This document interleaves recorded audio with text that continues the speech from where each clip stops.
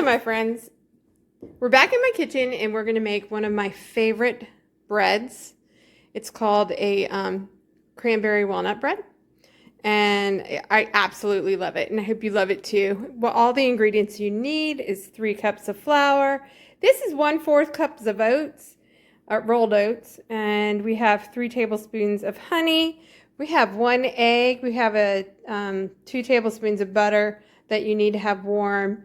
We've got 2 teaspoons of yeast. We have 1 teaspoon of salt. We have in this little cup here, we have,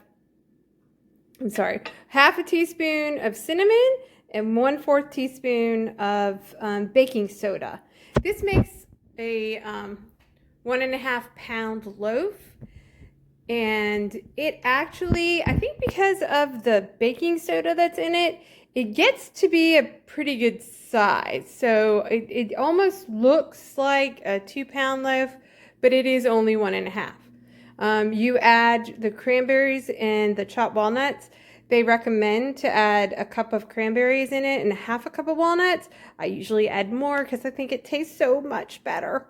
So let's get started and make this bread. So the first thing you need to do is make sure that you have your paddle set up.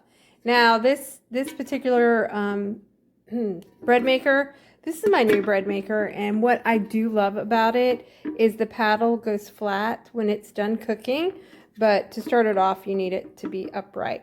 That way it doesn't have that big hole in the middle of the bread that you have to yank the paddle out. It's kind of annoying. Makes all the bread kind of, I don't know, not as nice.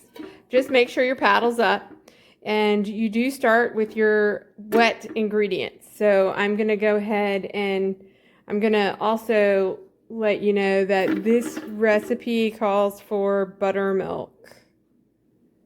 This is not buttermilk. This is milk. So, needless to say, I don't have buttermilk. So I'm just going to use this, and I've done this before and it was fine. So you don't necessarily always have to use their ingredients. You can kind of make do.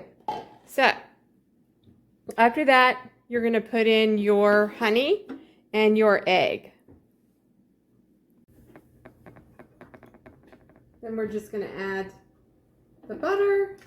A little softened, a little liquidy, it'll be fine. Okay, now we're going to add our dry ingredients, which is the 3 cups of flour and the oats, the rolled oats, the salt, the cinnamon, and the baking soda. Just going to throw that on in there. I'm going to throw the salt in, the baking soda, and the cinnamon.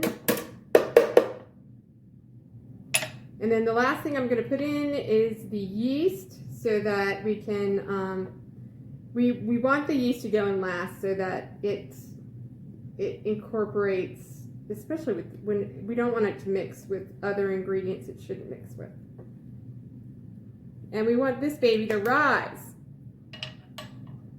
Okay, now we are ready to go. We're going to put it in the bread maker.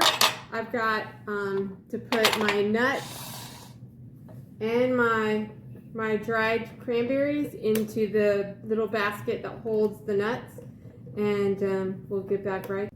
This is my Breville bread maker here. It has over here the little compartment that holds the nuts and cranberries, and we're just going to put them in there, and then when it's time they will release on their own. So I don't have to listen for any beeps or anything like that, but you actually can use, because it does have a beep to it, so it warns you right before the fruit and the nuts go. The compartment drops, and then after it drops, I guess you can check to make sure it did drop. I've never had a problem with it, so I just tend to ignore the little beep beep beeps. All right, this is the setting that we have. I need it for basic. And it's on 1.5, and it's medium crust, which is perfect. So I don't need to do anything. All I need to do is start it. So I'm just going to start it. And this tells you what position it starts with. It's a really great machine. It tells you everything you want it to do. And you can, if you like, customize your recipes, although I'm not that smart yet. So I just go by recipes that are already customized for me. So I will show you what this bread looks like when it's done. So this is the walnut cranberry bread. It looks wonderful. I'm getting ready to take it out. It'll be, oh, it smells so good. I also wanted to show you the bottom and how it looks with the paddle. Riley. Okay, this is the cranberry walnut bread. And again, this is a 1.5 loaf and a medium crust setting. I can't imagine it getting any darker that I would like it. So, you know, you might like it darker, so just set it at a darker setting. Now, the one thing that my recipes told me that I didn't know before was they said to usually let your bread cool for 2 hours before you cut into the loaf. So unfortunately, that's what I'm going to have to do.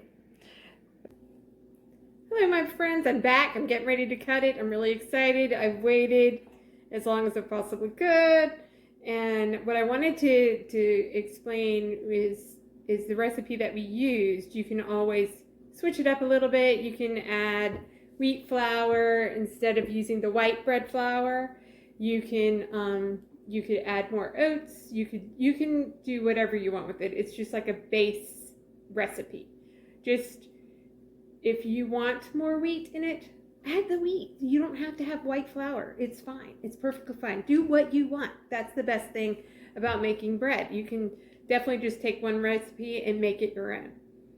So I'm just going to cut it, and hopefully it'll turn out right. And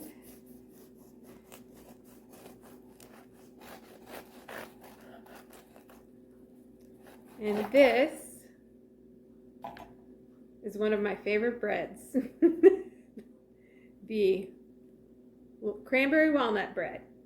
I hope you give it a try. It smells, oh my gosh, it smells good. And I think that you would be so surprised. And it's so versatile. You can use it for breakfast. You can use it for lunch. You can use it for anything you really would like. So come back next time. We'll try something else.